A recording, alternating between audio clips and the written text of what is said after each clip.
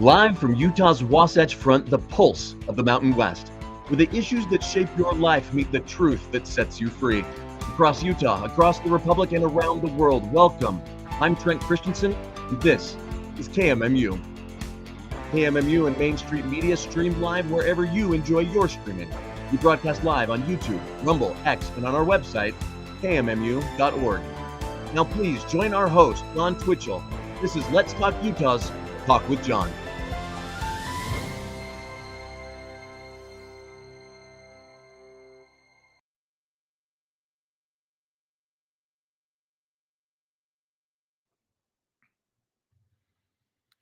All right, folks, this is Talk with John, even though we don't have that fixed down at the bottom of the screen. It says Gowd Crowd. It's actually Talk with John. So, yeah, we'll get that figured. We'll get that taken care of here in a few minutes. I'm going to just say, well, we'll let our producer handle that if it can be handled in the show. If not, no big deal. All right. So first, I'm going to have two guests today. First guest I have on for just an hour, Michael Letts, and then we're going to be having Joel Skousen join us here in a few minutes. But first, let me start out with the mantra of this show and the show prayer, as it were, the prayer of my heart. So I hope my show is a gift back to my forefathers, the founding fathers, and may it be an acceptable token to our Father above. Then the show mantra: where there is liberty, there is the Spirit of Christ. Where the Spirit of Christ is, there will be liberty. And the greater the Spirit of Christ, the greater liberty will be. Now, bottom line is, I don't live up to that all the time in my life. I attempt to from time to time, but I definitely do everything I can to live up to it when it comes to doing the show. So let's bring in my guest, Michael Letts of Invest USA. Michael Letts of Invest USA is the founder, CEO, and president of Invest USA. They have given out thousands of bulletproof vests to first responders, to law enforcement. You can go to Invest USA. That's INVEST USA.org. Go there, find out a little bit more about their organization, and make a donation, I would say. Definitely. And the bottom line is, we have some great, he always has great insight. What I have found multiple times is he will tell me pieces of information that winds up coming out in the mainstream media weeks, maybe a month later, and maybe never at all. But there's been multiple times that he's told me something, and I'm like, Michael, that's not in the mainstream media. I'm not hearing that anywhere in the media. And he's like, trust me, John. And I do.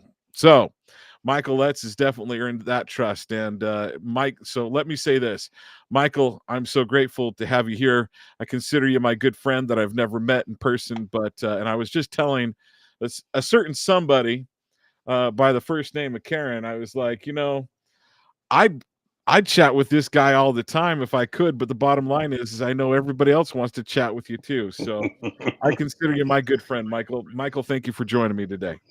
Well, thank you so much, John. It's always a privilege to be with you. And, it's interesting on a side note, real quick here.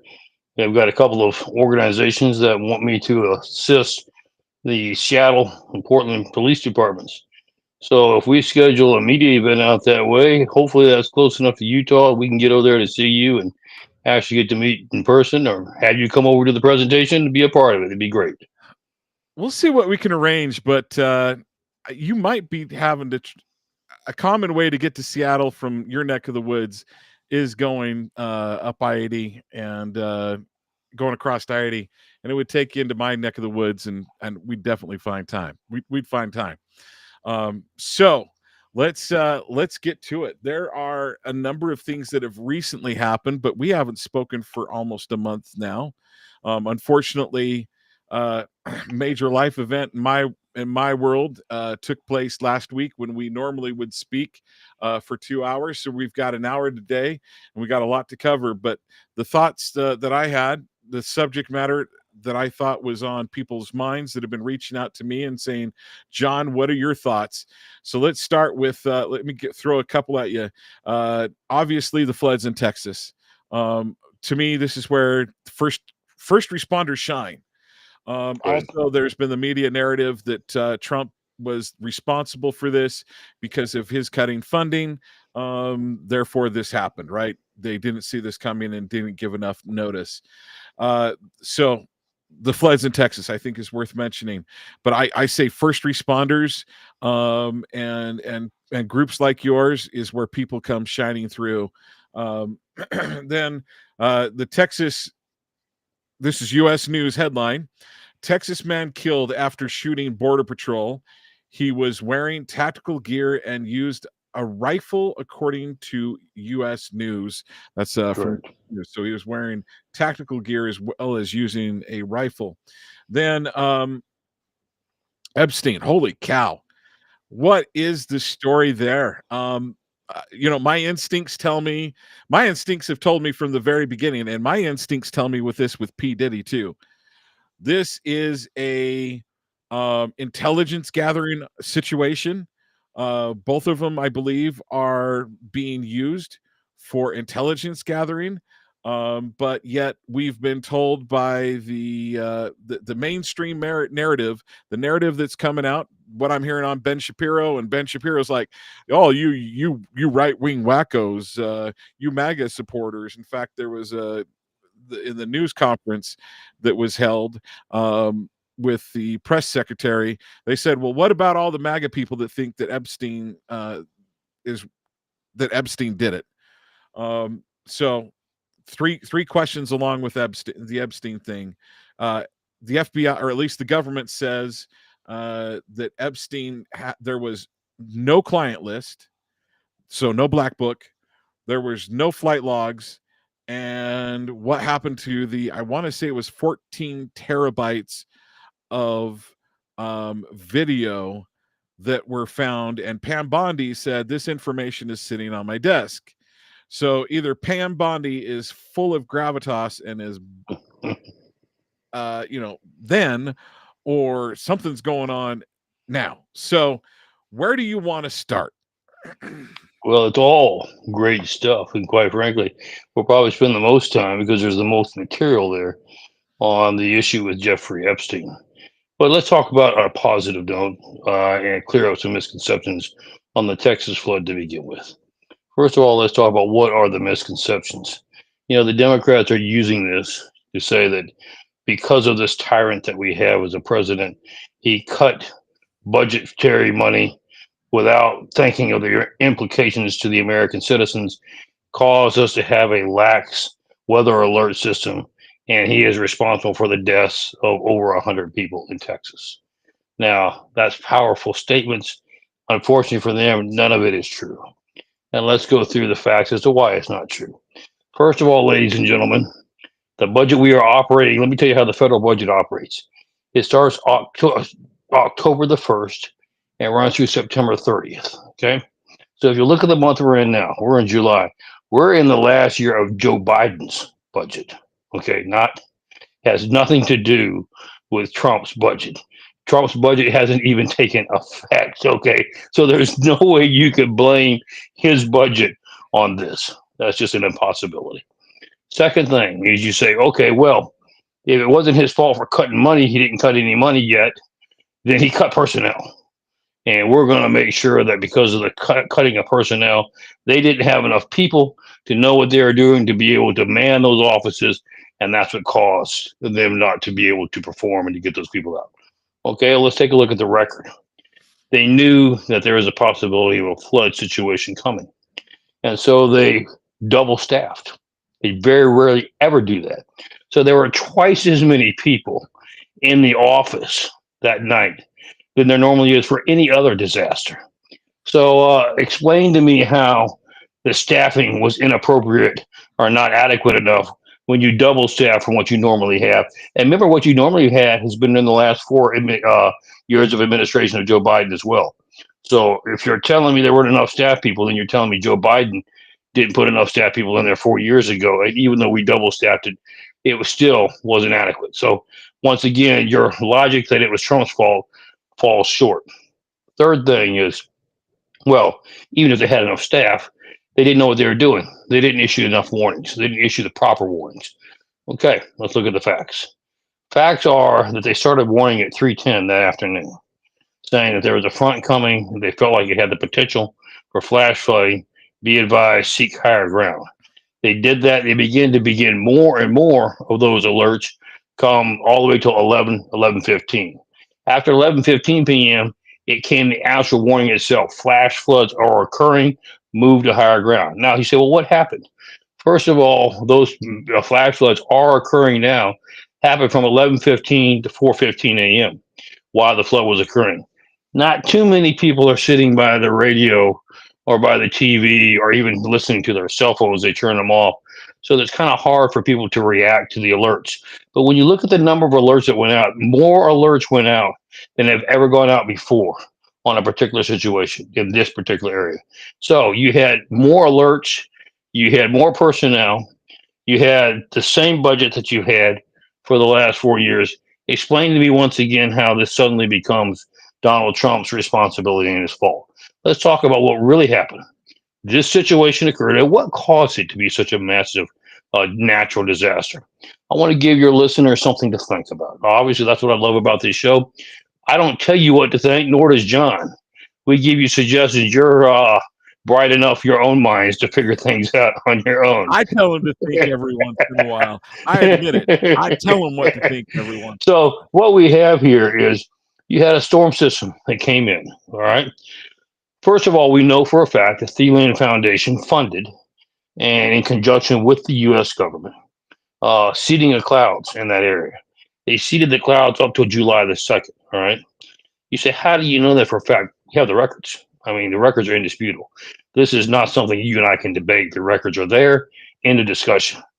Thing that verifies that. Have you ever seen seeded cloud rain? Let me tell you what it looks like. If it pools, it's blue, crystal blue. Now take yourself a paper towel, stick it in to wipe up the little bit of water that you accumulated in a tarp. You know what happens to that white paper towel? It turns blue. I mean, a very beautiful color, by the way, almost like my shirt, like your shirt. That's the color it turns. So we know we have video evidence of water being collected in tarps during this storm, putting the paper towel in there and it coming back blue. You can tell the water is blue even without the paper towel.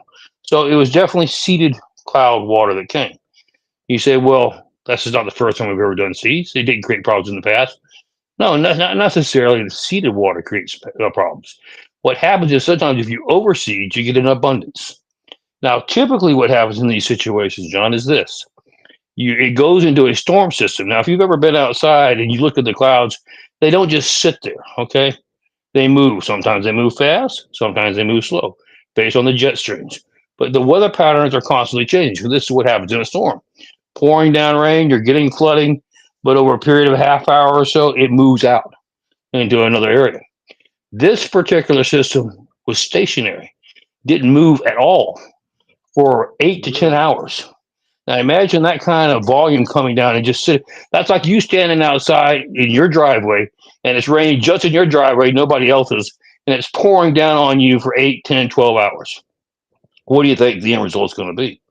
All that water going into one location is going to accumulate into a huge volume and cause massive flash flooding as it begins to move. You say, well, why would this happen? Here's what's an interesting scenario that I want folks to be aware of and to analyze themselves. Storm systems are not stationary. That's not natural. The only way you can keep a storm system stationary is if you use microwaves to heat up the exterior, which blocks it in and doesn't allow it to move. And you have to continually keep that pattern going with microwaves in order to box in a system. Well, what do I do? Get my microwave oven and open the door and point it to the sky and hit? No.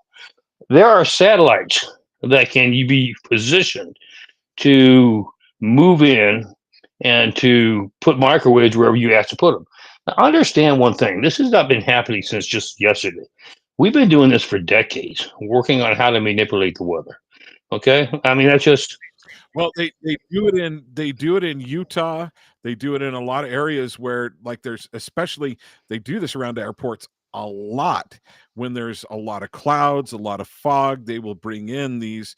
They will actually seed that area to help dissipate the Correct. fog. So So this is not something that's new. This has been around, I want to say, since the 50s, if not the late it's been 40s. around for a while. So then the next logical question becomes, well, let's just assume that we follow this pattern. Why would you do it there? That's a valid question. Don't know. We have to do some more research, some more intel gathering, which we're doing now. But oftentimes there's often programs that are run in very exclusive areas that nobody else knows about that perhaps need to be eradicated or removed. So we don't really know. Somebody says, "Well, is it possible that it's just a natural disaster that it naturally sat there?" I don't want to rule out the hand of God to do anything. Okay, I mean, God can do anything with any storm He wants to do. But the logical position behind it is typically storms are not stationary. Very rarely does that ever occur. But we do have the capacity, and typically you don't have that much rain in any particular storm system unless it has been manipulated or seeded. So that's the situation we're in now. What is the positive? And I'm not saying there is any positive with the deaths, it's tragic. But what has been done by the administration to move? First of all, of course, the Secretary of Homeland Security, Christie, went out with a team. We first of all mobilized every helicopter, guard, police, military, whatever we could do to begin to rescue. In fact, we now have the records. And notice we didn't have an administration and FEMA That's fighting correct. like that happened in North Nobody Carolina, said you right? can't land here, you can't be here, go home. And quite frankly, we're now getting the records back. We had one Coast Guard copter rescued 165 over a matter of 12, 14 hours. That's a lot of flying, John. That's a lot of jumping out of the helicopter and lowering yourself, picking somebody up out of the water or out of a I tree. want to say it was one. I want to say it was a young man on his. I think they said it was his first deployment This or is something along yeah, those that lines. is great. So The funny part of his background. He's an accountant who happened to decide to volunteer to go to the Coast Guard to become a what we call a Coast Guard swimmer. Those are the ones that go out in the ocean when there is a storm and jump in and swim to bring a guy back into safety, put him in a cage and pull him up on a helicopter. So he didn't get to jump in the ocean this time for his first time, but he got baptized by fire. Let's put it that way, and did a very outstanding job. something tells me he's gonna make it. Yeah, tough cookie for an accountant, I can tell you that. But that's just Yeah. one typical story, John. The stories that are pouring out of there now of people, neighbors helping neighbors, law enforcement, first responders, uh, not worried about, oh, I've done this for 8 hours, I need a nap. Just getting in and doing whatever they can. I want to strike one story that really silences the left. When Christie got there, she went immediately to the camp, where, of course, we've lost 27 and still counting young girls and counselors. And when she was there, instead of talking about, she very quickly mentioned it. President's on the line. He wants me to tell you whatever you need, you got. That's all that was said. The next thing that the camera catches her doing is sitting there for over an hour, just crying with the people that are there, looking for their daughters, their sons, their kids. I can't imagine, John, what it's like to have to search for your daughters after such 12, 14 hours, realizing that the chance of survival is probably about nil. Um, Very traumatic, but that's the kind of heart that this administration has. And that's what I want to commend all those who are listening that look, I understand what we're going through. We're going to talk about this on the show. Democrats now, my contacts on the Hill, the Senate and the House, tell me their constituents are telling them that if they don't do something to stop this administration, that they're going to go to the streets and demand blood and demand violence. They're telling their Congress members and their senators, you need to do something. You need to storm the White House and take it over. And if you get shot in the process, that's just part of your job. This is the kind of attitude the country has. Look at what you just mentioned a minute ago. ICE facility. McAllen, Texas. You have an active shooter who's engaged trying to shoot the ICE officers and hits one who is not an ICE officer, he's a police officer in that particular area who was there responding to the call to help try to pin this active shooter down. Unfortunately, he didn't have an active shooter vest, something that he should have. Invest needs to make sure that we are in that area to make sure we provide them for him. But anyway, fortunately for us, he is hit, he's wounded, but we have assurance that he'll make a full recovery. But why am I mentioning this? What is the attitude that this country is taking on? We have gotten so consumed with the deranged hatred. Wait a minute. It must have been a white, conservative, Christian male that did this, right? Because that's what we're told is the biggest domestic terrorist threat here in this. That's what they'd like you to believe, but in this particular incident, it was an illegal immigrant using a long-range rifle with tactical gear. What does that tell us? He didn't just have a clip of 5 rounds. He had plenty of ammo. His intent was to do as much, take out as many officers as possible. How could he dare even think that? Well, let's stop for a minute, John, and reflect over the last 30 days. What have members of Congress, Democratic members of Congress, been saying? Kick ICE out of LA. Get rid of them. We don't want them here. Kick them out of this. In fact, let's defund them. We don't even need those people. What are they doing? Those heartless people rounding up these poor people just trying to make a living and sending and deporting them back. You know what, folks? ICE didn't make that decision. Hakeem Jeffries during his speech the other day said that Trump and his ICE are going to come in and round up a bunch of citizens. He called them citizens and said that they're going to be doing that. That's a bunch so when you begin to expel and begin to talk that kind of rhetoric, you're going to get the kind of results that we're seeing now. And who's the one paying the price? You know, let me remind our listeners, ICE agents, like any other agent, are certified law enforcement officers. They got hired. They're underpaid. Okay, let's just be very blunt. We don't pay them much. They put their lives on the line every day for one reason and one reason alone. That's to protect you. And this is the things that they get. Folks, if you don't like what's happening, if you don't think illegals should be deported, if you think criminals should be allowed to stay here, that's your right. If you feel that strongly about it, go to Congress and walk up and down the halls of the offices of Congress and tell each Congress member to vote to allow illegal immigrants to automatically be granted citizenship. You can do whatever you want, but don't take it out on the people who are just simply trying to do their job to protect you. That's morally reprehensible, and don't be a part of it. So do we know anything about this individual's background? Just that he's an illegal immigrant. Yeah. Of course, he was deceased. He was terminated during the operation. I mean, he was firing on them. They returned fire and they took him out. And we're doing the research on it now, but right now we just know his status. He was an illegal immigrant who was responding to the fact that he felt like it was an unfair thing to deport people who had been here for a while. And see, that's the way they leave it. You're just trying to deport, like as if you were a citizen. You're just trying to deport somebody who's been here a while, been a great asset to their community. We're not arguing whether you've been here for a while, whether you have or have not been an asset to the community. What we're saying is very simple, is we allowed, under the previous administration, an open border policy that brought in tens of millions of people who we had no idea what their background was. We begin to research that now. We find out that hundreds of thousands are either criminals, terrorists, drug dealers, child sex offenders, child sex traffickers. And I don't think anybody wants that in their country. Why would you? And so we're doing the right thing. We're going back and saying that big mistake was made. You're here illegally. We're moving all of you out. And then, quite frankly, if you want to come back, you can come back legally. But if you're coming back and you're on a criminal record, you're not coming back. We're not going to have you in this country. And that's the way it should be, John. So I want to throw out a couple things.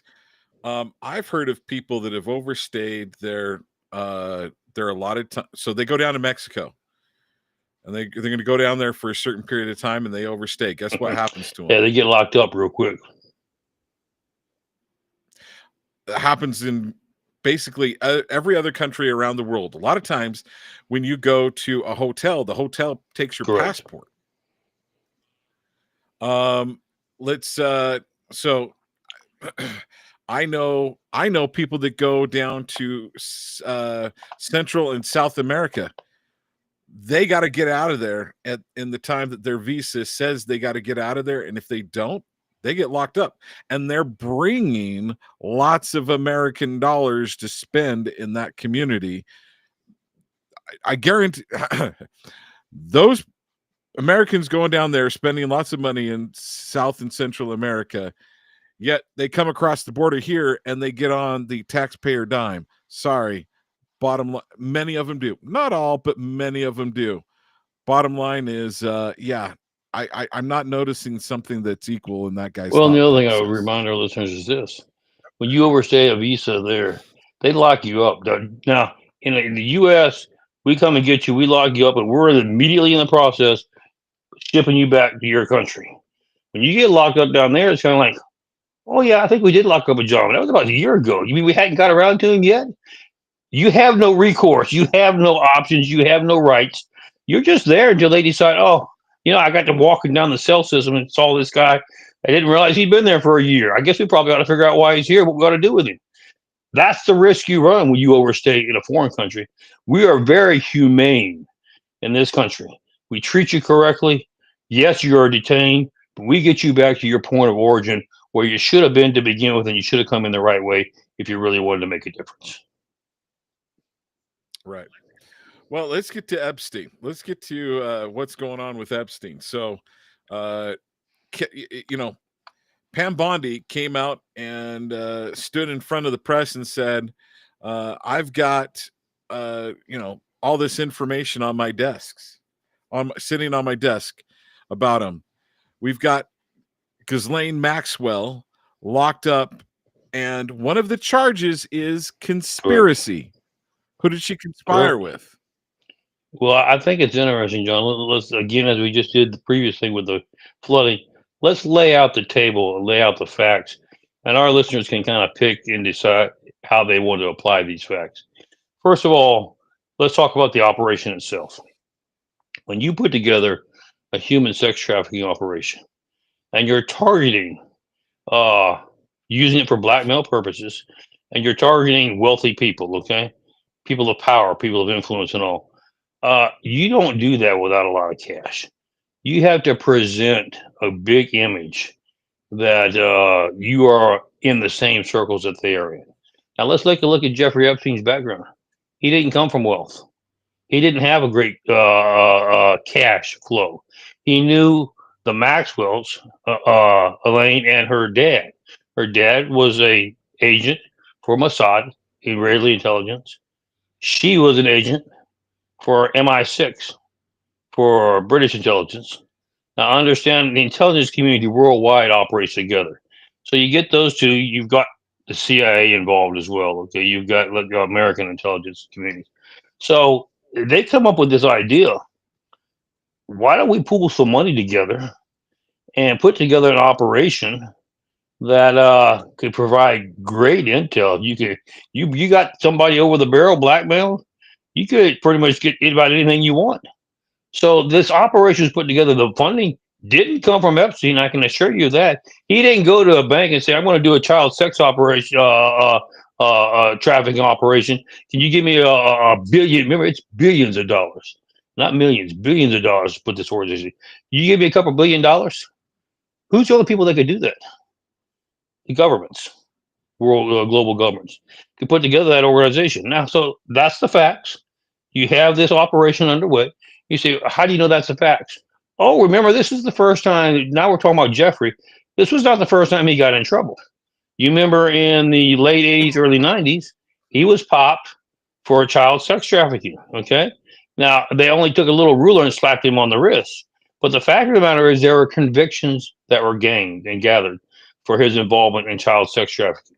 So if you look at the it was in federal court now, U.S. federal court. If you look at the records in the federal court, there's an admission of clients. There is an admission of, quite frankly, the network. And there's an admission of people that are involved. No names, but there's an mention of people that are using the services. So, and also the funny part about this, when you look at the federal record, is there is a mention in the record that every particular location, whether it's the island, whether it's a townhouse in New York, whether it's a mansion in Miami, et cetera, all had video cameras.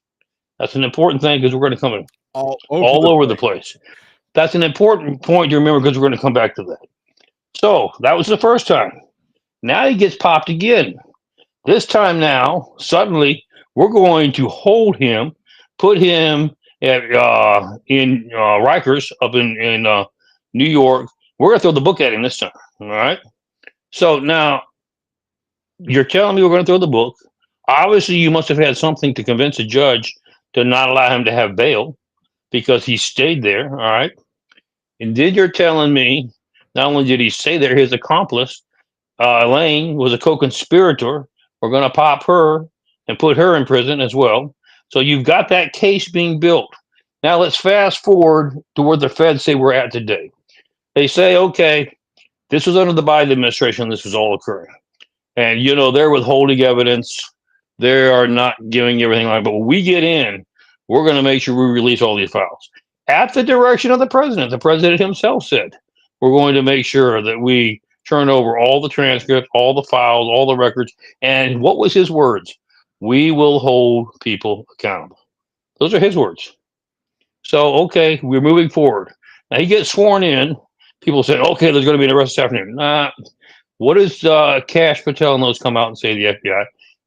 It's, hey, we found out that we don't have all the records, that we're finding some of them have been in a secret file in the server that we just discovered from a whistleblower. There's a room that has boxes that we were unaware of. There's files hidden behind the toilet. So here's what we're going to do, folks. We've got to go ahead and make sure we get all the information together. We've got to review it to make sure that we don't release anything that would victimize the victims that are already there. And then we can proceed forward. Okay? Makes sense. That's what we're going to do. So then the question becomes, how long does this take? What is Pam Bondi's response? The files are on my desk waiting for my review. Now, in between this time, there have been little tidbits dropped here and there. Oh, there's reason it's taken so long to review this is, you know, there were thousands and thousands of hours of video. Or, you know, we just found another 2 to 3 boxes worth of material on this case that the former director had hid back behind the toilet or something along those lines. And we're hearing stories that it was uploaded to the main server, I want to say, of the FBI, and that FBI members all around the country are looking at this. That is correct. That is correct. And so we're moving forward, and now suddenly, yesterday, there is an internal memo that is a joint memo between the Department of Justice and the FBI saying, okay, we have completed our review, and we have come to the conclusion that Epstein was not murdered. It was suicide. There is no client list. And quite frankly, not only is there not, the videos don't exist either. But thanks for bearing with us. We took a good look at it, and now it's time to move on. So then after that, now let's take a look at where we're at today. Let's look at the final proposal that was just given to us. We'll work our way backwards. First of all, there was no murder. It was a suicide. Okay, and how did we now suddenly come to this conclusion? Because we have discovered that while the cameras were out in the room, okay, so you can't tell what happened during that time frame in the room, there were some cameras on a different level, and you have to go by those cameras to get to his room. So we looked at during the time frame from 10:40 p.m. to 6 a.m., and nobody came by during that time. So the process of elimination means if nobody came by, then obviously he had to kill himself. Well, now let's talk about from a law enforcement investigative standpoint. So you're going to tell me the possibility didn't exist that he was there before 10:40, before those cameras were checked? The possibility didn't exist that he was on an upper floor and came down and never passed those cameras? To base your analysis on the fact that nobody's on a camera that's not even in the room showing where the victim was at is preposterous. Okay, so that's very lacking. So I want to hit this again. It wasn't the camera. So it was not a camera that was looking No, into a cell. It wasn't even looking at a. It wasn't a camera. The camera that they're showing, the camera footage they're showing, is not even a camera that shows like the hallway to that's his correct. cell. I believe, and on top of that, I think it's like 2 cameras away from the hallway. That's correct. Let's just say that it's 1. Are we saying that there's absolutely no other access point that they could have come That's in? the implication. It's not said, but it's an implication. See, here's where you're getting to find some troubling things. We don't work this way in investigation and law enforcement. We don't let you make assumptions, John. We formulate factual information so that when you make an assumption, it's based on fact. So either you have the video camera or you don't. If you have a different video camera, but it doesn't show the area you're trying to determine what did or didn't happen there, that's nice to say, hey, nobody crossed there, but it absolutely proves nothing. You made an assumption based on something that really is not valid. And it's a very big assumption that, oh, he had to commit suicide, And even though I really can't prove it because I have no video camera of it. and there happens to be, from other sources that I've heard, there happens to be a former cop who has killed people, who is no longer a cop now, big, like, buff bodybuilding type size guy who has, if I remember correctly, killed people by strangulation Correct. That is before. correct. That happens to be in that area. A couple doors and I down. believe Epstein said A couple doors down. Pardon me? Yeah. And if I remember correctly, Epstein happened to have said, this guy's been giving me trouble. That's correct. And let's okay, so here's another thing that kind of just muddies the water for me. Why does a guy who is going to commit suicide, usually when you decide you're going to commit suicide, usually the lead time is not like moments. It's actually something that somebody is thinking about for weeks. They're thinking about how they're going to do it, how they're going to accomplish it. It's a multi-week thing. It's very rarely that the thought comes in and then they do it. You know, it's many hours. 2 days before he died on a Saturday. 2 days before that, he happens to give a very large sum of money to a defense attorney as a retainer. Does that sound like a guy who is thinking about committing suicide? There's just, so I'm sorry. So does that equal proof on my end? No, but it would be enough, I think, if I was to go before a jury, that I could create enough doubt that the findings would be, not guilty, because of there's enough doubt placed. Well, I think you hit the nail on the head. There's reasonable doubt on both sides. What they're saying, just because you didn't walk in front of that camera means nobody came. There's a lot of doubt about whether that statement can be proven, whether it's actually true. Just like there would be doubt about, well, I take this guy because he didn't like him, killed him. That's a great thought, but you don't have the proof to show that either. So instead of making an assumption and saying, well, because we don't know which way it is, we're going to automatically rule suicide, that's not the way we work in investigations. Okay? It just doesn't work that way. Just because you can't prove something doesn't mean give you the right to automatically say, well, I don't know what happened, so I'm just going to make it up on my own and tell you what happened. It doesn't work that way. Now let's take a look at the other 2 aspects. There's no client list. Okay, that's interesting. So if there's no client list, then there were no crimes. So why are you holding a lane now? And why did you pick up Jeffrey to begin with? There are no client lists. Well, because there were civil suits. Oh, so you had somebody, women that were filing suit and winning, by the way, okay, against Prince Andrew and others, who were testifying that this happened. It was credible enough for them to win civil suits. So you're telling me we're going to discount their testimony? And what do they say happened? Jeffrey raped them all? Oh, no. They give a whole list, each one individually. Gives plenty of people that they said that they saw or that they experienced who attacked them, etc. So Okay, what's the problem then? So there was a lady. So there's a lady down in was, because she has since Correct. passed, down in Australia, who was one of those women that were part of the Epstein group, and I think she was offered $30 million, and she turned it down, and she said, "No, I want to go to court." Real quickly, I want to throw this in. Our producer, Dwayne, thanks for being there, Dwayne, typed, Epstein did not commit suicide. It was Arkansas, Hillary, and Bill. Ha, ha, ha, ha. There's a lot of discussion about that. Quite frankly, he may not be that far off key, but you know it's interesting. So we're not going to call it a client list in. So there wasn't a client list. There was a what services list, membership list. I mean, what do you call them? But obviously, other people came, and you know, talking about her name was Georgia, I believe it was who died just about a month ago, less than a month ago. And interestingly, she released a video, by the way, and the mainstream media have refused to touch it. It's called a dead man switch. She says, if you're listening to this, Yes. I've already been knocked off.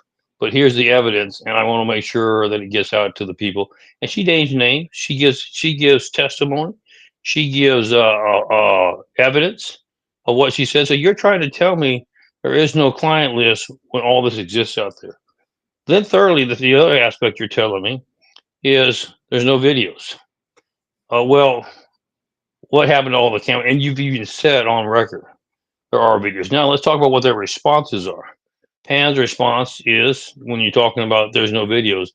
Well, yes, there are videos, but they're child pornography videos, and we're not going to release that. Now, Pam, I support you 110% on that. We're not going to release any child pornography.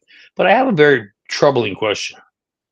If I'm just going to subscribe to child pornography, why do I need cameras all over the place to record anything if I'm getting my thrills off of just a internet service that I'm subscribing to? Explain to me again what all the cameras are used for. And you're going to tell me I put all this, but we're talking about not $10, hundreds and hundreds of thousands of dollars in equipment. For what purpose? I don't put that kind of cash to record everything everywhere without a motive behind it.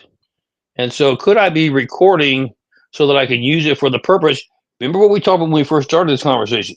How much money it took in to get this operation underway? Do you think those people just gave you that money because they thought it was a society needed a child sex trafficking operation? One of the things they don't have, kind of like putting up a cafe, somebody needs a latte place. I don't think they put up money for that. They put up money for a reason. And what better reason than to say, this is an operation that I can gather all kind of intel if we entrap the right kind of people and then blackmail and hold them accountable. And quite frankly, Okay, so I'm gonna go ahead. Go ahead. Well, and quite frankly, from Go this ahead. standpoint, it all begins to make sense when you look at it that way. Now, one other thing I want to add, and then we'll get into the whole, where do we go from here? But this is a very troubling aspect. I told you about the young lady who's, quote unquote, they're saying she committed suicide, but she in her own video says, "If you're getting this, I didn't commit suicide. I was taken out." Now, interestingly enough, you know Candace Owen. I think you know who I'm talking about with Candace Owen. 2 weeks ago, a reporter from France, a French reporter, because you remember the Maxwells were French, so was Epstein, were French, said, I want to take a look and dig into this Epstein file. Would you be willing to do a show, co-host it with me? And let's take a look at it. She says, I'll think about it. She gets a call this week saying, just want to let you know that when word got out, I got 2 calls. I'm not going to say who from or why, but basically telling me that go ahead, do your thing. First of all, you won't finish it. Second of all, it will be the last thing you ever do. And he said, he said, quite frankly, this was not a prank. So Candace on the air quickly said, I don't want to touch it either. I'm out of here. Now, begin to take a look at what has happened in the past within the intelligence community, okay? They took out a president, JFK. We had this president who's had multiple assassination attempts. Have you noticed that nothing has been said?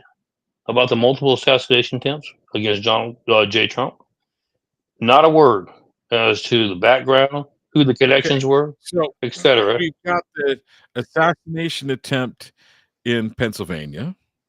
And oh, by the way, we were told roughly at the same time, I think it's Crooks did it all on his own. But hold on And that one, then John. Did they give you any evidence to show you that he okay, did it all on his own? no. Okay. They just said the evidence shows, so we have to believe them because they're the government. And isn't it?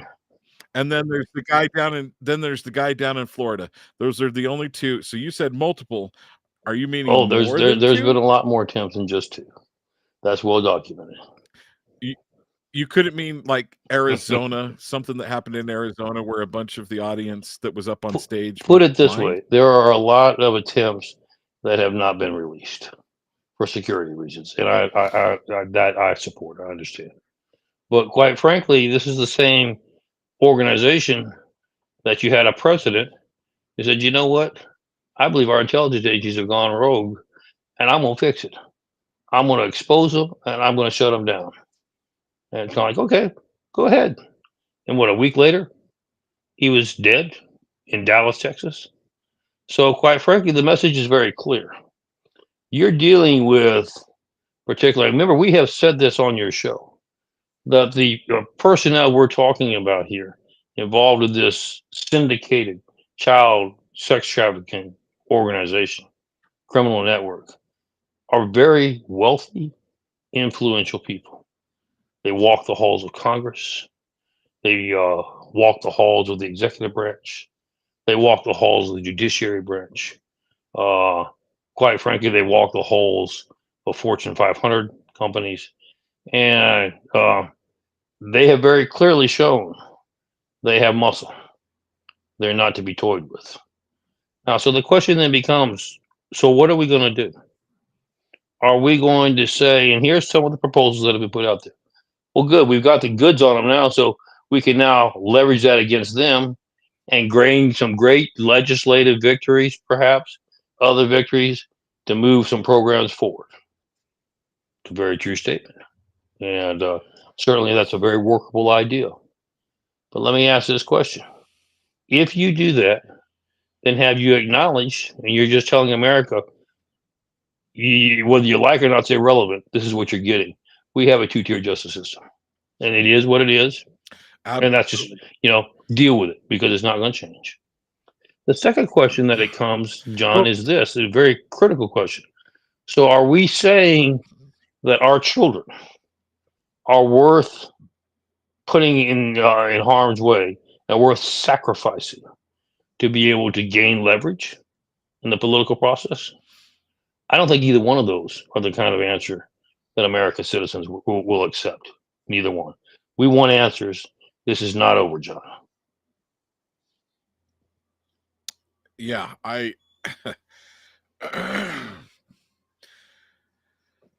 here's my concern though. Even Donald Trump and JD Vance said we need to release this information. I just I don't believe the storyline that we're being told right now. I don't think anybody believes the storyline we're being told. I think it falls into the category of what we just talked about a minute ago. So the people that you're talking about obviously have great influence and great ability to cover for each other to protect themselves. So what are we as Americans going to do? Are we going to just acknowledge, you know what? There's a certain level, I don't know exactly what that level is, but at a certain level, when you get to that point, you have now been given a gold membership card into the two-tier justice system club, and the laws don't apply to you anymore. Is that what we want to do? Or have we said that, hey, there are certain aspects that you got to make sacrifices to make progress. We're willing to sacrifice some of our children so that we can, hold people at bay, have something hang over their heads, and try to get some good stuff done. I'm all for getting good things done. I'm all for the program that we need to reform, et cetera, but not at the cost of our children. So what do you think is going on, Michael? I'm going to ask you, what do you think's going on? Do you think that what I have said all along, I believe to be true, that there is a client list, that there's I don't know how many thousands of hours of video, and that there is a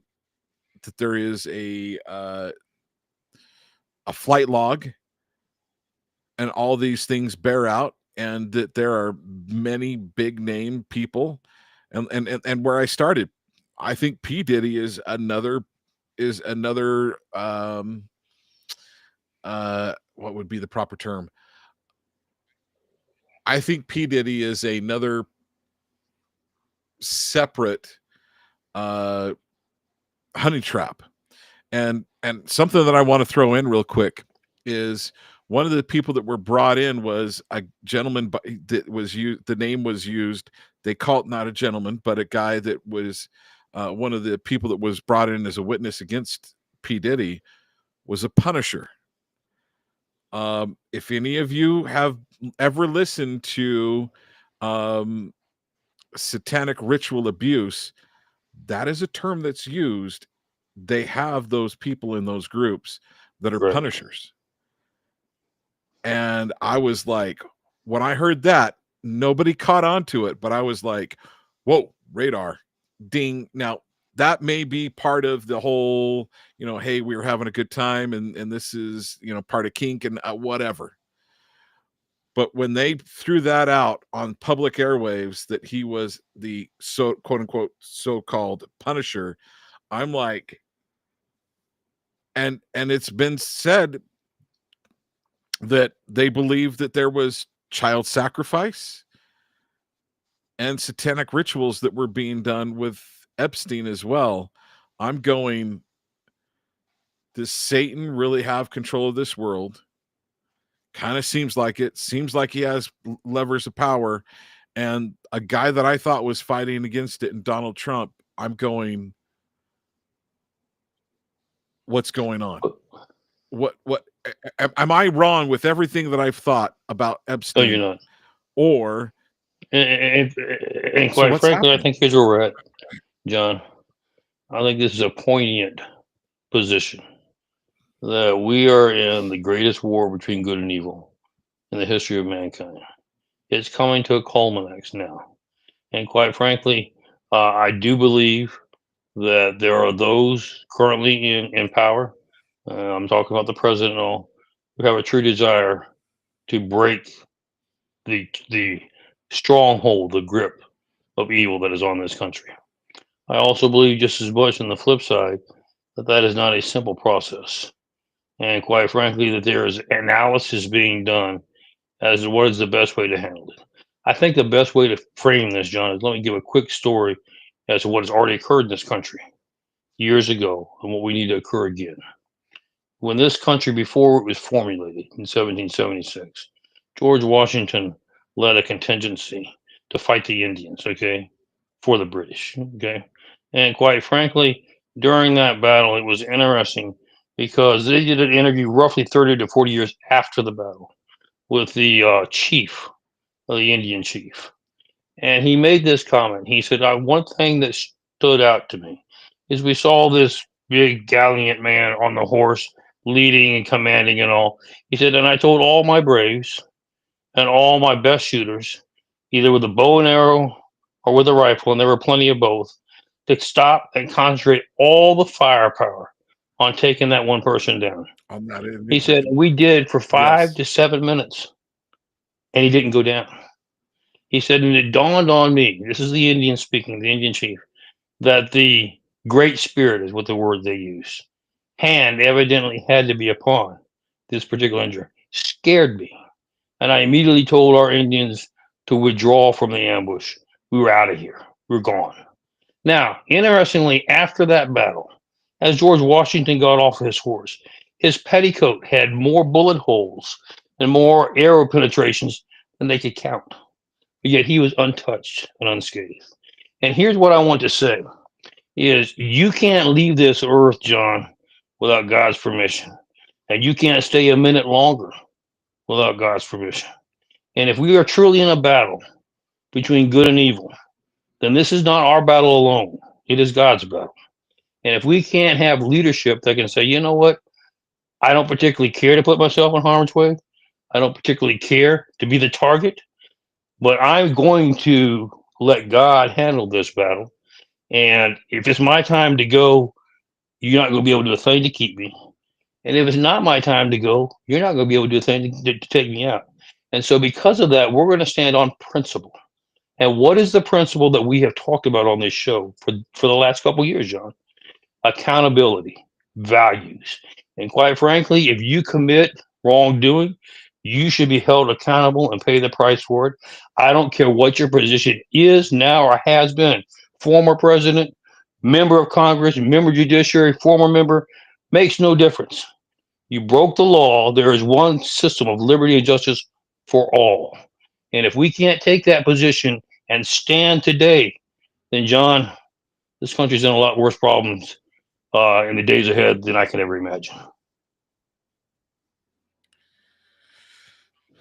So, what I'm hearing you say is Talk with John. Listeners of Talk with John, I believe you believe that all I've said that has happened with Jeffrey Epstein and others is No true. question. He is, and there is that information. It's being hidden. And you're going to hear in the next few days, there are semantics, ways of talking around it. There's no videos. Oh, well, I meant there's no videos that show anything. There's pornography videos, but no, there's no client list. Well, yeah, there's a list of people who perhaps participated, but I don't classify that as client list. There's all kind of ways to dance around this, John. The bottom line is let's quit dancing and let's start bringing in justice. I agree. Okay. My next guest should be joining us here. But whenever he's here, you tell me, we'll pop out. Here's what I want. Here's what I'm going to ask you to do. I need to mute myself and go off camera. I need to make a phone call. Will you please tell our audience how they can find out more about you and Invest USA? And I'll be right back. Look forward to it. See if you're back in a few moments. Thank you all for listening. Thank you most importantly for this, that you love this country and that you could take the information's given, formulate and make your own decision as to what the direction of this country needs to be, because America needs help now more than ever. Invest USA, INVEST US.org is a charity that has been in existence for 32 years to let our first responders know that we as Americans care enough about them that we have their backs like they have ours. So if you're able to, go to the website, make a contribution. Let's make sure these officers have the active shooter vest so that they can come home to their families. Let's protect them the way they do us. That's only right. Thank you so much for listening. God bless you. God bless America. Joel, or excuse me. Yes, Joel will be bringing you on momentarily. Michael Letts of Invest USA, thank you so much for joining us. Always appreciate you being here. And we look forward to talking to you in a few more weeks. Take care, my friend. God bless America. God bless you. Take care. All right, folks, that was Michael Letts of Invest USA. And I'm going to now bring on Joel Skousen of the World Affairs Brief. Joel, thank you so much for joining me. It's good to be with you once a month, John. It is. It's my pleasure to have you here. So, folks, I want to just really quickly mention a little bit about Joel Skousen. Joel Skousen is a political scientist by training, specializing in the philosophy of law and constitutional theory. He is also a designer of high-security residences and retreats. He has designed self-sufficient and high-security homes throughout North America and consulted in Central America as well. He's got a number of books: Strategic Relocation, North America Guide to Safe Places. He was a Marine fighter pilot during the Vietnam era. If I remember correctly, it was an F4. He was an F4 Phantom pilot, and anyone that could do that, you got to hold in high regard. And he has also been a political commentator for the last many decades. And so I've been listening to him since somewhere around 99. My good friend, Tom Drashel, Joel's friend, Tom Drashel. I remember listening to him on the Tom Drashel show many years ago on K-Talk. We miss you. We miss you, Tom. And Joel, thanks for joining me again this week. Appreciate you being here. Yes, we lost a real champion in Tom Drashel and died quite young, so it was quite unexpected. Yes, I'm going to say, frankly, one of the greats, one of the very greats. Apparently, the Lord needed him on the other side more than he needed him here, and I don't understand why, and I sure wish that wasn't the case. All right, so whenever I bring on a guest, I like to say, what do you think is most important to you? But I also emailed you a few talking points. I'll throw those out and then say, where do you want to start? Whether it be something you think is more important to talk about or not.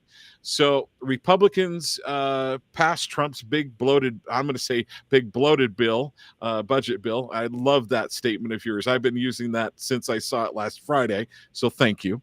Far left social Muslim wins New York mayor primary race. I think that could be a pray tell of what is coming more in America. That concerns me big time. Iran-Israel ceasefire is not going to hold. Trump bombs Iran, the long-term consequences. Israel's attack on Iran, the real objectives, and 3 major Supreme Court rulings. So that happened last week. Where do you want to start? And is there something that is more important we need to hit? Yeah, the most important topic, and one which I'm going to concentrate on in this Friday's World Affairs Brief, is the problem of Russia amplifying the attacks on Ukraine in order to draw down and force the U.S. to go into limp mode in terms of our strategic arsenal of anti-ballistic missile weapons, Patriot and THAAD interceptors. And it's not just Ukraine. We actually used up almost that many in Israel, helping to defend Israel against after Israel's aggression on Iran, attack on Iran, defending against the retaliation of we used up a lot of standard missiles 2 through 6, which are shipboard missiles, anti-aircraft and anti-missile and anti-drone. I mean, these things are anywhere from $2 to $4 million a pop. And when you throw that at a $30,000 drone, it's really a real problem. Now, the problem is that I think there's a concerted effort of Russia trying to, or inducing Iran, the Houthis, anyone who can throw missiles at the U.S. and Israel and Ukraine to help use up U.S. interceptors. And that's what happened this week, is that just before the last disappointing phone call between Trump and Putin, I mean, Trump's getting a real education. He was naively saying I could stop the Ukraine war with one phone call to Vladimir Putin. And of course, we all knew that wasn't true, that he was being naive, and he's being educated. He's finally got the picture now that, and he said so frankly, that Putin doesn't want to stop this war. And the reason he doesn't want to stop the war not only is that, he wants to keep the territory in Ukraine that he's got already, and he's gobbling up more, not very much, slowly, and he's using almost 1 million men in the process of continuing the invasion. But I think their major strategic move between Russia and China is cause the U.S. to use up their supply of defensive missiles, Patriot and THAAD missiles primarily, and the new Iron Dome missiles, which they're copying from China or from Israel. But there was a lot of news this week about Secretary of Defense Hegseth canceling the shipment of Patriots to Ukraine, leaving them short. And of course, in the past week, Russia has thrown over 1,000 drones and missiles at Ukraine, and not just military targets. These are civilian targets, apartment buildings, electrical power generation, everything imaginable he's hitting, and Ukraine is not able to interdict all of them because of the shortage of missiles. Now, just before that phone call is when this order, which was already agreed upon and was in the process of being shipped, was canceled by the Pentagon. And a lot of people are blaming Hegseth for this, but I found out this week that it wasn't Hegseth. It was Elbridge Colby, the Deputy Secretary of Defense for Policy, who canceled the order. Hegseth is a real yes man to Trump. Really? He would never have canceled that without consulting Trump. But Elbridge Colby is an old-time Pentagon hack, and some of the commentators that I've read say he's pro-Russian. But he took the opportunity with the excuse that we're drawing down too low of our stocks in America, that we have to cancel the order. Now, it is true that U.S. stocks of defensive missiles are being drawn down at tremendous expense. So there's no doubt about that. But these are real war situations. This is not just a proxy war. Russia is an existential enemy. Russia fully intends to strike along with China with nuclear weapons, given an appropriate justification. I think that justification is going to come with the Chinese attack on Taiwan. And even Mark Rutte, of the defense minister of NATO, said this week, he said that Russia and China are going to join together if, with the trigger event of China attacking Taiwan, and they're going to strike the West and they're going to strike Europe. And this isn't just warmongering. This is true. I've been saying this for many, many years, and the globalists in Europe are finally waking up to this fact. This is the only policy thing that the globalists are correct about, is that Russia is an enemy. Why do they know that? Because they built Russia as an enemy. The New World Order, the globalists, whatever you want to call them, they made Russia a nuclear power after Lend-Lease in World War II. They brought China, a communist to power in China.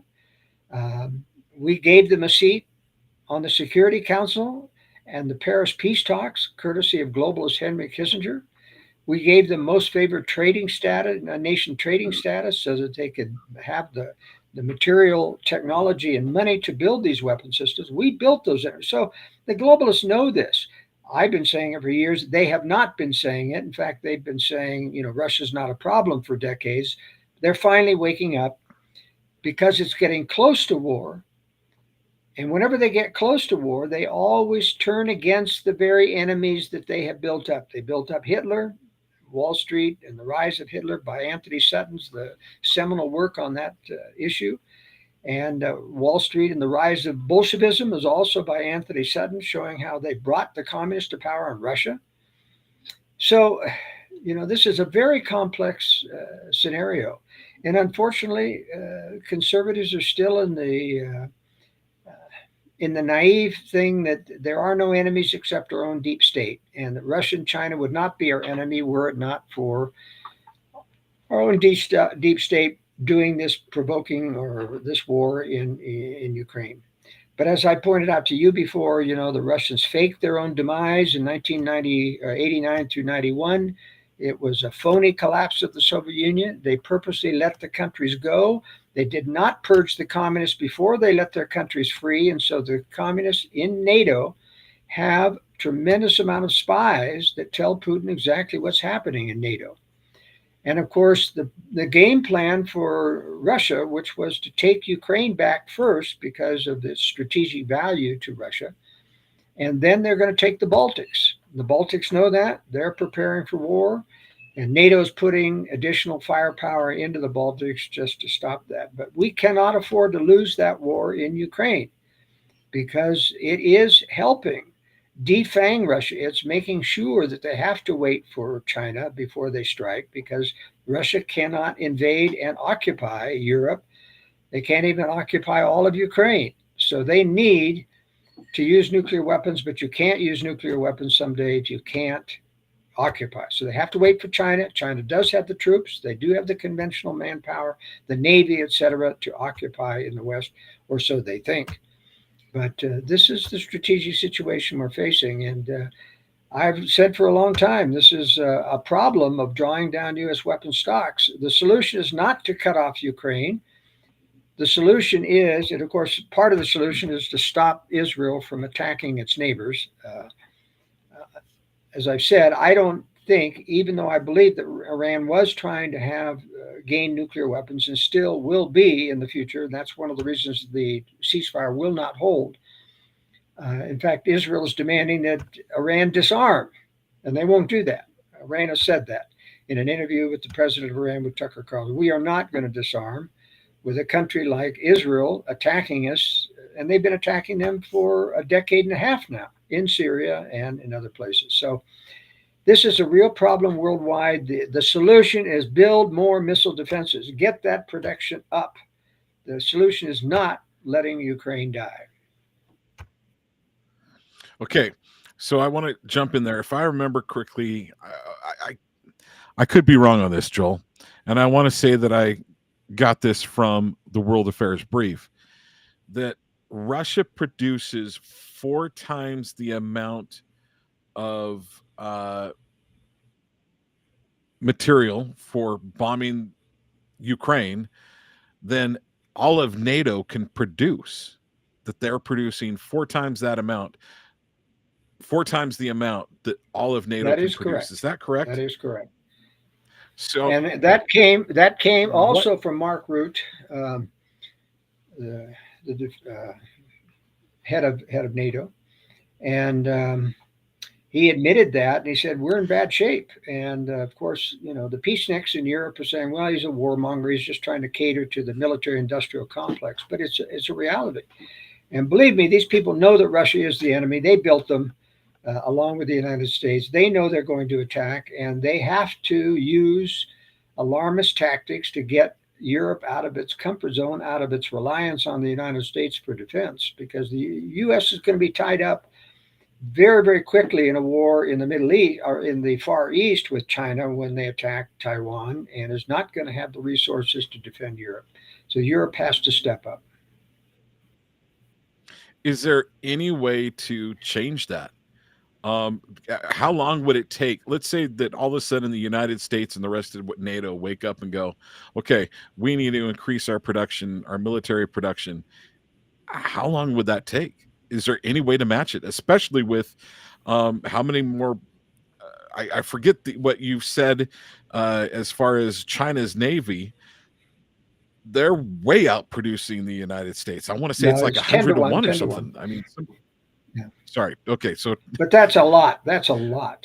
And this is not. I mean, this is not low tech stuff. They're doing high tech ships as well. Now, it's not up to the standard of the United States, but it's pretty good. It's about 80%, I think, of our material. They even got electronic catapults now on their aircraft carriers, which is a high tech.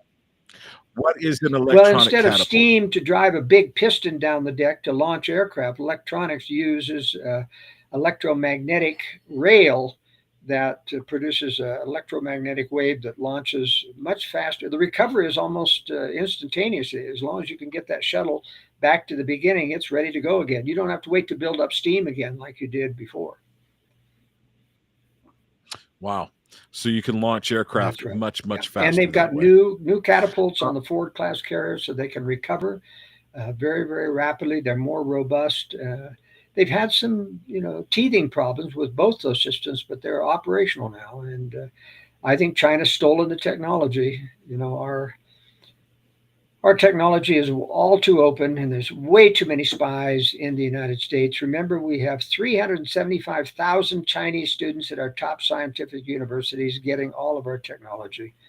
And a lot of these people stay in the United States, become citizens, go to work for industrial and technology companies, and then feed that information to China. And their family is held hostage, basically, back in China. If you don't feed that information, there is great pain for the family back in China.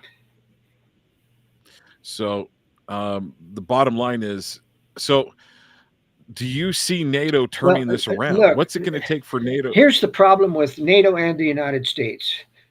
We've got plenty of budget to increase production, but not with the existing welfare state. And the same thing with Europe. Huge welfare state, incredible subsidies for farmers and they're just spending almost 60% of their budget in the welfare state. And so that's why there isn't enough money left over for defense. But Russia doesn't have any welfare state. And of course, they've got a command economy, and so does China. They don't have a welfare state. And that's why there's a lot of poverty in China, and especially with the bad economy. And a lot of, the tariffs were really destructive to the Chinese economy. But in any case, that's why NATO cannot step up. If they do, they have to do it with inflation, and the same with the United States. Okay, so let me ask you this. How is this really, I've heard counterpoints on this on both sides. Is President Xi really in trouble with the economy, what's happening in China? Or is he just, a dictator that can take control and do what was it? Tiananmen Square. Well, actually, John, both are true. He is in trouble. The economy is in trouble. There is a lot of dissent in China. I've covered that in the World Affairs Brief. There's a lot of protests going on, but they are powerless to do anything besides protest because they don't have any arms. And the military has been purged of anti-Xi elements, and so has the Politburo. And so I just don't think there's any way to overthrow Xi. Now, Xi has one great advantage, which he uses to keep in power, and that is nobody can manipulate and control Trump like I can. Nobody can flatter Trump like I can. And he's right. He gets together with Trump, and Trump becomes like putty in his hands. And the same thing with Kim Jong-un of North Korea. Trump, I covered in last week's brief, I said, Trump vows he's going to take care of North Korea. I said, what do you mean take care? How do you take care of North Korea when you don't believe that Kim is going to attack? I mean, North Korea has become a very powerful nuclear country since Donald Trump failed in his first term to denuclearize them. He vowed he was going to do it either by democracy or military power, and either through diplomacy or military power. And Kim Jong-un is the one who won the battle diplomatically by flattering Trump. Trump to this day still thinks he's a fine pen pal. So here's my question. Was there anything that the United States could really have done to stop North Korea from becoming a nuclear power? Would have it taken military action to do just so? Like they did to Iran. And that's why people are asking, why didn't you do that to North Korea? You said you were going to do something, and he didn't do it. He could have bombed their nuclear reactors. He could have bombed their processing. We knew where all that stuff was. Could have bombed their manufacturing facilities of nuclear weapons, their test sites, all of that. So he's done that with Iran. Is that because he learned his lesson? No. How big of a... No. You see, I personally think that Iran was going for a nuclear weapon, and they still are, because, if you know that the rest of the world, the Western world, is trying to decapitize you, and destroy your regime, you're going to want nuclear weapons as a deterrent for that. But I don't believe that they would have used them preemptively against Israel. And that's what Israel is claiming, has been for 20 years now, that they're weeks away from a nuclear weapon. And it wasn't true then, and it probably still isn't true. But it is true that they have enriched uranium up to the 60% level. And you don't do that if you're doing peaceful nuclear power. You don't need to have enrichment up to 60, let alone it takes another step to get to 90%, and then another step to turn it into bomb metal that is capable of being triggered with a tritium trigger. But I personally think that they didn't get all of Iran's nuclear program. And Iran's talking up the fact that they have suffered a lot of damage. They're trying to make the U.S. feel good about the fact that they bombed it and won, so to speak. But I don't think they did, because there was. I wonder if some Sun Tzu is going on. You know, when weak act strong, and when strong act weak. You know, I'm going. Is some of that happening? I'm sure it is. In Isfahan, there were some deep underground facilities going there. The actual bomb making facilities. The U.S. It was too deep even for the bunker busting bomb, so they didn't bomb it. And then there's Pickaxe Mountain, which is just right outside of Isfahan, which has deep tunnels, and the U.S. didn't target that. I don't know why, but in any case, Iran's nuclear program is going to be back, and that's why this ceasefire is not going to hold.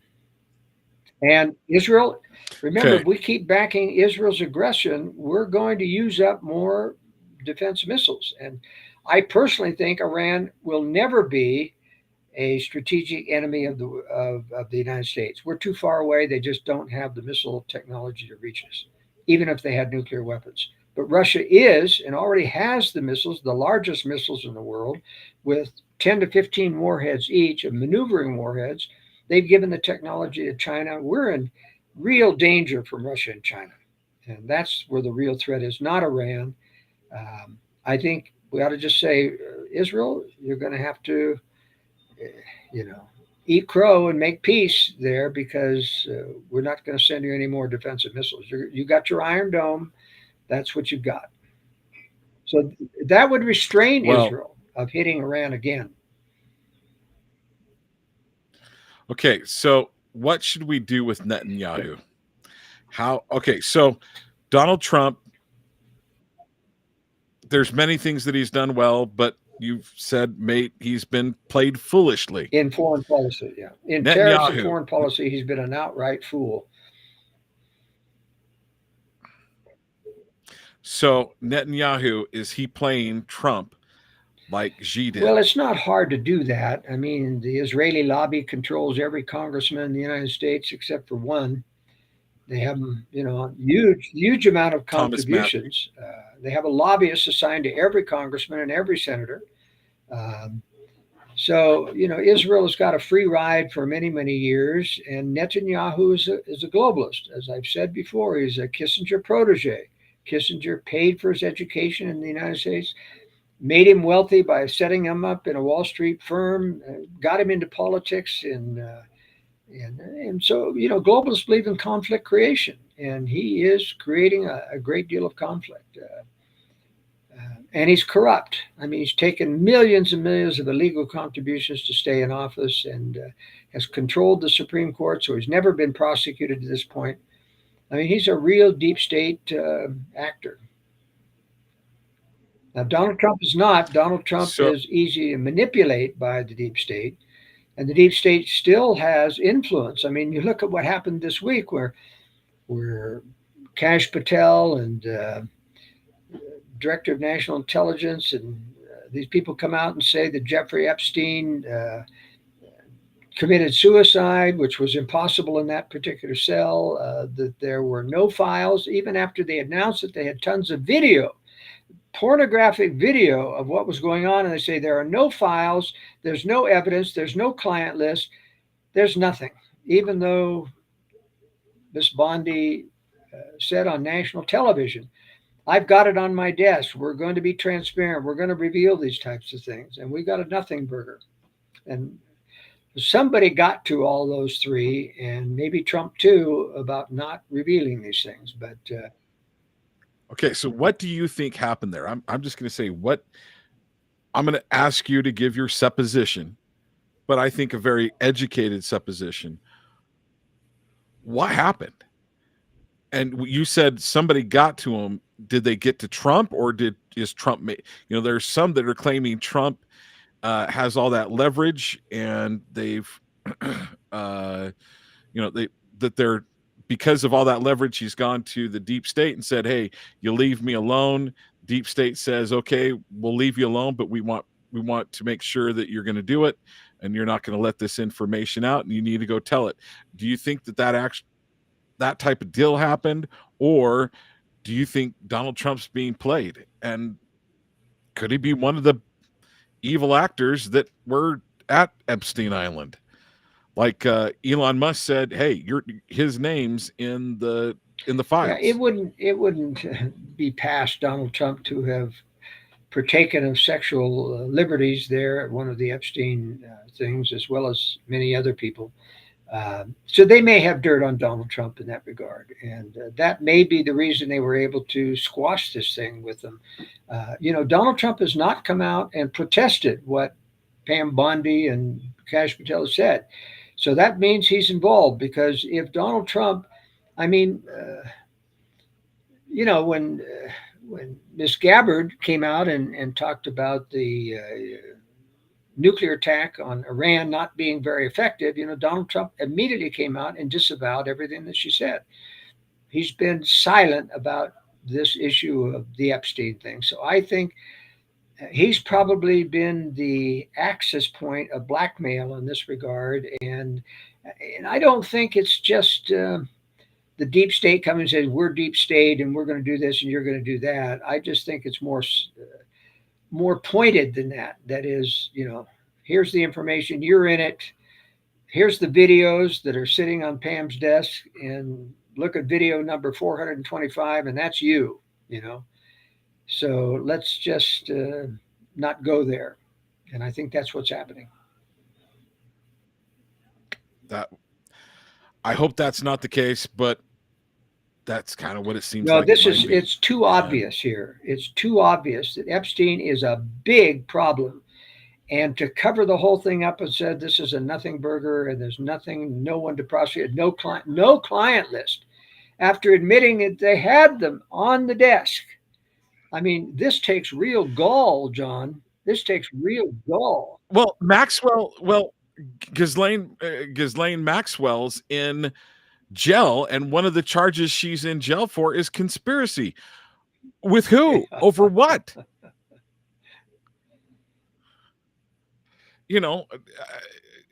That's why that's why I'm calling absolutely ridiculous garbage. That's one of the proofs right there. I'd like your thoughts on, so what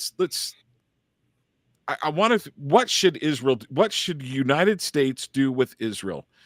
Because Israel just seems to want to just do everything they can to go after everyone in the Middle East. Should the United States support them? Were we right to support and bomb Iran? I know I think you've made your point clear, but I want to be very clear. In your opinion, should have the United States bombed Iran? And if not, if we shouldn't have, well, we did that in conjunction with Israel. Should we do about Israel? Should we just say, Israel, you're on your own? Or should we support them? And what does supporting them mean? And we probably won't quite get into. So what is Israel? It's very important for your audience to understand that Israel allowed this attack on October 7th to happen. They disarmed, they pulled back 80% of their troops. They disconnected the electronic signals from the fence so that they could be penetrated, so that the alerts were disregarded when that happens. That's the only way that you can bulldoze that fence and not have anybody there to stop it, because they pulled out 80% of the Gaza brigade and sent them into the West Bank, which was 7 hours away. So Israel...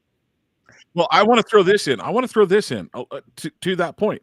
We've got retired generals that made it there before the rest of the military did. I want to throw this in. Attack helicopters. They typically have attack helicopters and attack jets loaded with missiles and ammunition, armaments. And that could have been on station in no time at all.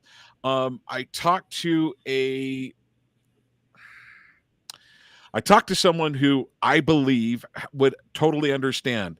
And I said, okay, let's say the United States had a situation where you had to, you were over there in the Middle East, and let's say you didn't have a helicopter that was loaded with fuel and hadn't, but let's say it was 5 minutes to go into your bunker to go and get the ammunition and missiles and everything to load up an Apache. How long would it take to get that and get up on station? And they said you could get it fueled, you could get it in the air, and you could get it on station from 20 miles away within less than an hour. To me, that's another thing. You should have had attack helicopters on station within less than an hour. And that's another proof to me why it was this total scandal. It was almost 6 hours before they arrived on station. And there's just no excuse for that, except that they wanted this to happen because Netanyahu wanted an excuse to go in and eliminate Hamas. Now, Hamas is not the good guy here. All right? Hamas is, and the Iranians are not the good guys. They oppress their own people. So we're not talking about and Netanyahu's not a good guy. All right. The Mossad has done the dirty work for the American deep state overseas for many, many decades, including helping to create ISIS, giving them medical treatment, buying oil from ISIS, marketed through Turkey. I mean, Israel was deeply involved in this war on terror in terms of supporting ISIS, which was a U.S. deep state operation. Incredible stuff going on. So what I'm saying is, from an American standpoint, we ought to say to Israel, you're already the most powerful military. You're on your own. We have to prepare for Russia and China. So, do what you want to do over there, but you're not going to have us as a backup anymore. So you're going to have to be careful. I mean, basically you have to, starve. That is a problematic, aggressive war that Netanyahu has been doing. It isn't that Hamas is not an enemy. It is an enemy. But they helped create Hamas, by the way. They helped fund it to counter the Muslim Brotherhood that was deeply involved in Gaza. And it's not going to change in this agreement that is being brokered by Donald Trump, saying that we're going to have Egypt control Gaza, that Hamas is going to leave. Who's going to prove that Hamas has left? You've just created so many enemies by bombing civilians all this past year that Hamas is going to recreate itself. There's just no way to solve this situation. So Israel has to start to be more careful about, and as I've talked about the Israeli situation, the Israelis are ambivalent about the resurrection. And that's why there's weeping and wailing and gnashing of teeth about every death that occurs. There's just no hope for the resurrection with many Jews, especially secular Jews, etc. And so Israel sacrifices civilian casualties in order to protect military casualties or to diminish military casualties. And that's coming back to bite them. And of course, they've attacked Hezbollah in Lebanon again, even though Hezbollah has been abiding by their ceasefire agreement. So Israel's really getting very, very aggressive. And I think the U.S. has to cut the apron strings there. And if that was to happen, do you think that Israel would back down? I think they'd be much more careful about attacking other countries if they know that their supply chain was going to be limited. Okay. Let me ask you this. Does Israel control the United States? I've heard this does before. The United States control They Israel? had observers in 9/11. They didn't pull off 9/11. They are involved, deeply involved, technological-wise, in surveillance of American people, etc. But no, they are an auxiliary to the much more powerful globalist agenda. The deep state is the enforcement arm of the globalist agenda, and they are an addendum to that enforcement arm. They are not the controlling factor, even though there are many Jews involved in the globalist conspiracy. That's because the Jews consider themselves the best and the brightest, and they're attracted to the halls of tyranny and power. Even the Russian Revolution was a lot run by Bolshevik Jews, communists, because they're attracted to tyranny. That is, I'm not talking about really religious Jews. I'm talking about secular Jews who view themselves as the best and the brightest and the smartest, and therefore it's our right to rule. But as I say, the globalist conspiracy is not a Zionist or a Jewish conspiracy per se, even though there's a lot of Jews involved. it's larger than that, and we don't know who's actually at the very top. We know that the top a lot of the popular front men for the globalist conspiracy, like Henry Kissinger, Zbigniew Brzezinski, George Soros, and other people like that. A lot of them were Jews and things, but that doesn't mean it's a Jewish conspiracy. It's a power conspiracy that Jews are attracted to, and therefore they end up being very capable people in terms of running a tyrannical organization. But it's certainly, we should not be attacking all Jews and painting them all by that brush, because there's a lot of good Jews too. But I've been to Israel, and Israel's a very secular Middle Eastern country. A lot of traffic problems there, shaking your fist out the window and cursing one another, and it's not the Holy Land, I'll tell you. I want to hit a couple other things. I want to hit this far leftist social Muslim wins New York. So your headline from the World Affairs Brief was "Far Left Social Muslim Wins New York Mayoral Primary." This concerns me a lot. And why does it concern me so much? I think this is the prelude. If it's going to happen, it's happening in New York. There's a very large Muslim population. I want to say it's in Minnesota. I think that's going to happen there.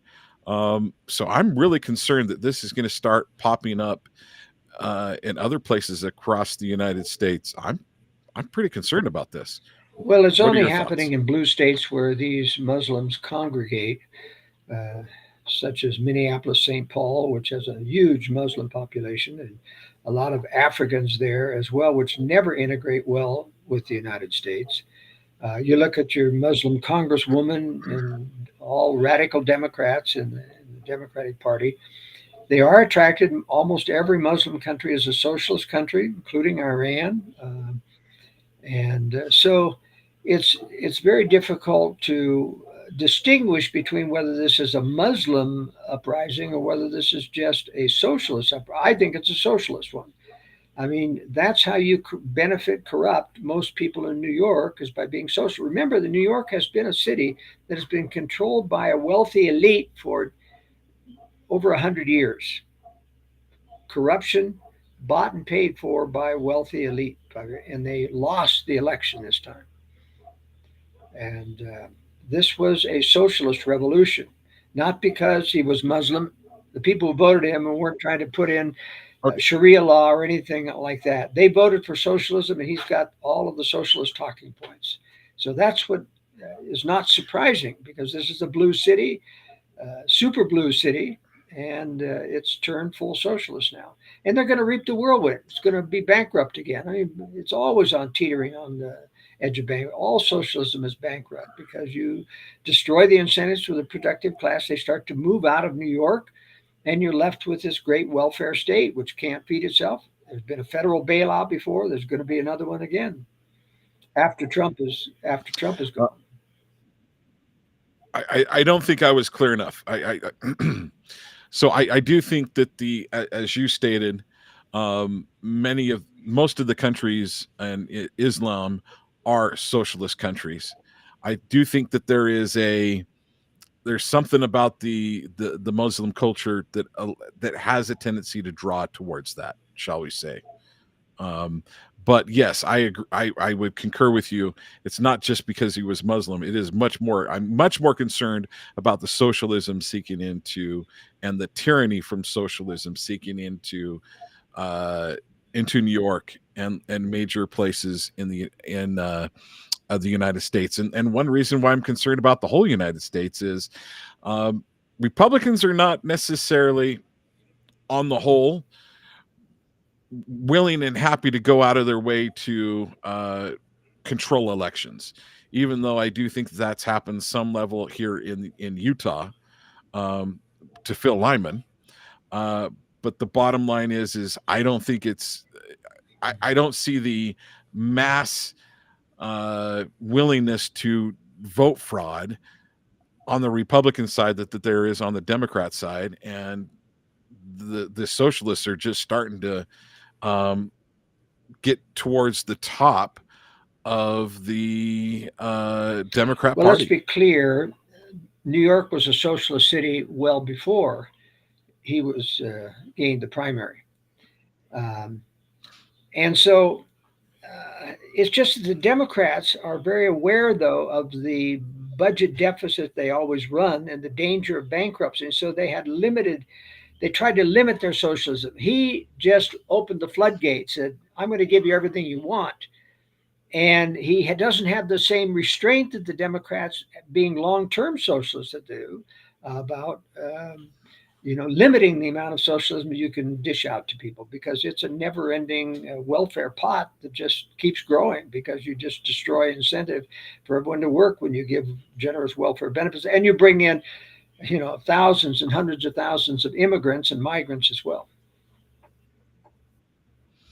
Yes. And that's why Joel, I appreciate having you on from the World Affairs Brief so often, because you cover this, you have the historical knowledge, you cover this in detail, you do this in the World Affairs Brief. So folks, if you want this kind of insight, you've got to go to the World Affairs Brief. And Joel, at the end of this interview, I'm going to make sure that you give out how people can find out more about the World Affairs Brief. And frankly, folks, I subscribe to it myself. Also, want to get your thoughts on the 3 major Supreme Court rulings. Well, first of all, what are your thoughts let's answer Andy Martin's questions he asked her, saying that my statement about the phony follow-up is a ridiculous theory because of the superficial reasoning that Russian churches are open and they have a capitalist system. He doesn't know what he's talking about. The specifics are very important in Russia. Yes, the Russian Orthodox Church is open. Putin is supporting the Russian Orthodox Church, but the Russian Orthodox Church has always been controlled at the top by communists. During the Soviet years, they never complained about anything that Stalin did, never, because they had co-opted the entire leadership. Same thing about the Russian Orthodox Church in Ukraine, and that's why it has been banned, because it was, had so many pro-Russian communist leaders in it. But all churches are not open in Russia. The Mormon Church, for example, is heavily restricted. The Seventh-day Adventists are nearly banned, and so are other minority Christian religions. And Jehovah's Witnesses, I believe, right, as well. So if they were really Christian, they wouldn't keep all 3 of those. The point is that, Christians, he's one of those that probably thinks, like most conservatives, that Putin is a Christian. Well, they don't make Christians colonels in the KGB any more than Bill Clinton, even though he was raised as a Christian, and went to church occasionally when he was president, is anything but a Christian, you see. But yeah. the point is, he does not understand, and of course, Andy Martin is responding that Putin is not Stalin. Well, don't be too sure about that. Remember, he hasn't seen the evidence of the phony fall of the Soviet Union, which is dramatic. In fact, Putin even admitted a lot of that to Tucker Carlson during his interview. He told him, remember, the official narrative is that this was a spontaneous revolution from the bottom that the Soviets couldn't control, and they decided to give up. But in fact, Erich Honecker said on his deathbed in Chile that Moscow gave him orders to stand down the Stasi and let the riots go forward.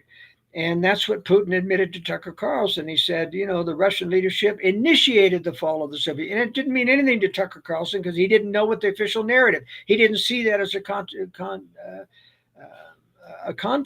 He admitted to Tucker Carlson that Stalin and Lenin agreed to put Ukraine within the boundaries, or put the Russian-speaking republics of Donbass into the boundaries of Ukraine, and then said, I don't know why he did that. Of course they did. Anthony Golitsyn said that they were planning to fake their own demise. He wrote 2 books about it. And the CIA tried to shut him up when he was one of the most important defectors that there were here. And that's what they did. In fact, The KGB was stood down during the Moscow protests in favor of Yeltsin, who was on top of a tank broadcasting on the communist television station, and the communists did not shut him off. The Gorbachev coup was so fake that the KGB couldn't capture Gorbachev in his undefended villa. And then the biggest coup d'etat about the proof of the phony fall is that the press announced that the leaders of the KGB, the Defense Department, and the GRU were fleeing for their lives. Were fleeing for them. Well, who did they flee from when they're supposedly the head of all the power structures within? It was just as phony as could be. And they have all the guns. They have all the guns. And it's not like they weren't willing to go in and hose down people with firearms in the Soviet Union before. I mean, they gulags. All right, so I think Andy, I'm going to answer your last question. Or not your last question, but was Bush a Christian? No, I don't think Bush is really much of a Christian. That's my personal opinion. You see, he has all kinds of evidence, he thinks, because I am not disputing that the people did not want to be free from the Soviet system. They did. They did want to be free, etc., but they had no guns. It would never have happened had the communists not given the orders for the Stasi and the KGB to stand down and let the protests go forward. And someday when the records are open, that's what the true history of the world is going to reveal. This was a major, and they did it in Ukraine. We talk about this was a Western coup in 2014, that overthrew a duly elected communist president of Ukraine. No, it wasn't. The communist president is the one who, in fact, told the Berkut, the riot police, to stand down. There was a stand down in that coup, too, so that the protesters could win. And why did he do that?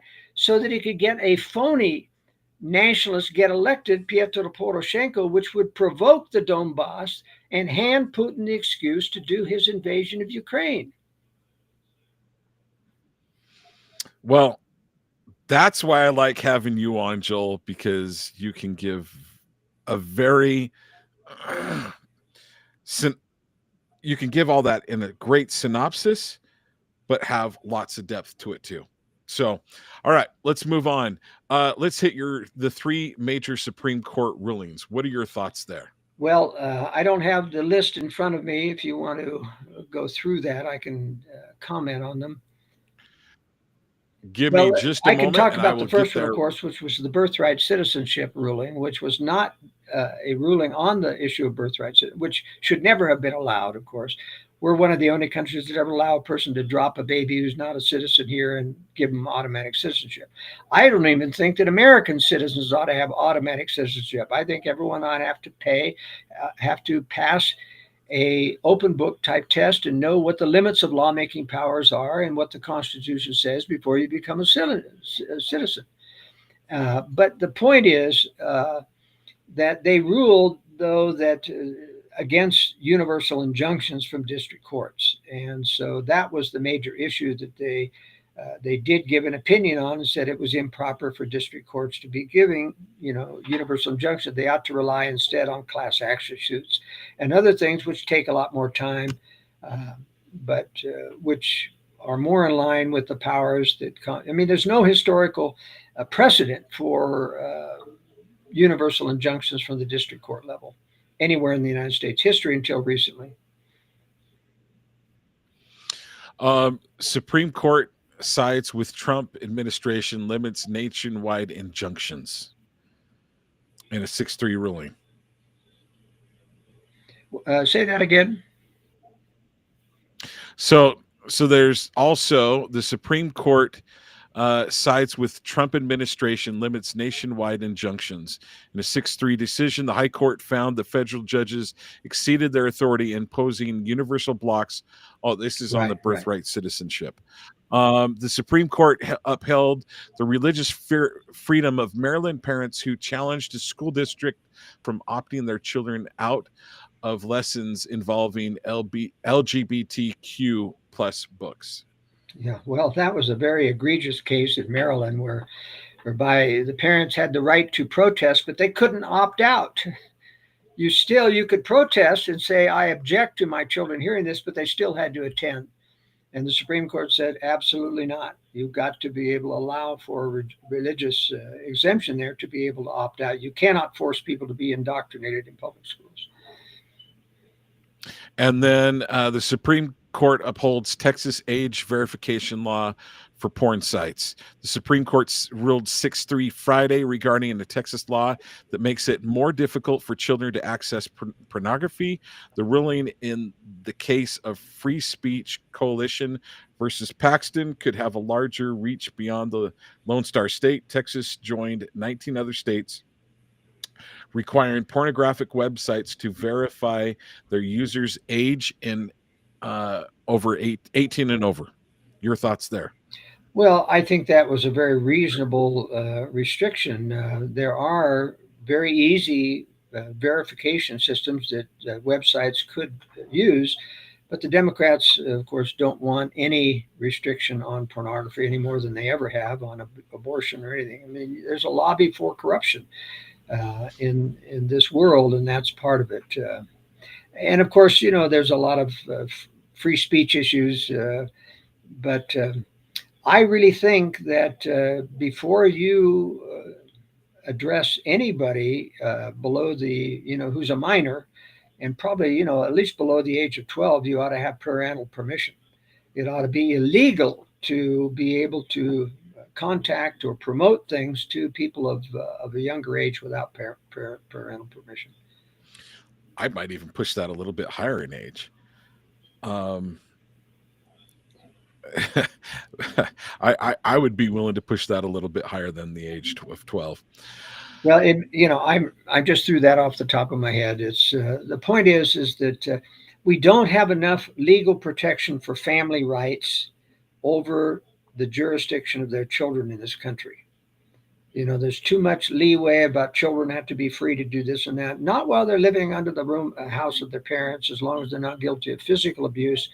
I think you have to give greater power to parents to be able to control what their children receive. And social media is one of the biggest problems that parents have to deal with now in children, second only to public schools. Public schools are the great negative influencer of people. I don't care if you got bad education, you can undo that bad education, but you can't undo the social influences. They swim in a cesspool of bad social attitudes and influences in public schools because there's relatively no discipline on attitudes in public schools. Well, Joel, I want to say thank you for your time. So if you would please, well, first of all, is there anything else that you would like to talk about today before we go? And then before you go, I definitely want you to tell people how they can go about getting a copy of the World Affairs Brief and how they can find more information about you and your books as well. Well, the World Affairs Brief is where I do showcase my website. It is a small, modest subscription fee to subscribe to the World Affairs Brief of $48 a year. And people can get a free sample issue. The current issue up there is the one that we've been discussing, except for the Russian issue. That will be on Friday's issue. But if you go and click on request a sample, you can get the sample as well as the various options on how to subscribe. Well, I want to say thank you for your time, for joining us, Joel. I appreciate you being here. I appreciate all the work you've done for the last many years. We're looking forward to having you again next month. And thanks for coming on Talk with John. Thank you. Pleasure to be with you. All right. Thank you, Joel. All right, folks, that's been it with Talk with John. We will find you next week. And we want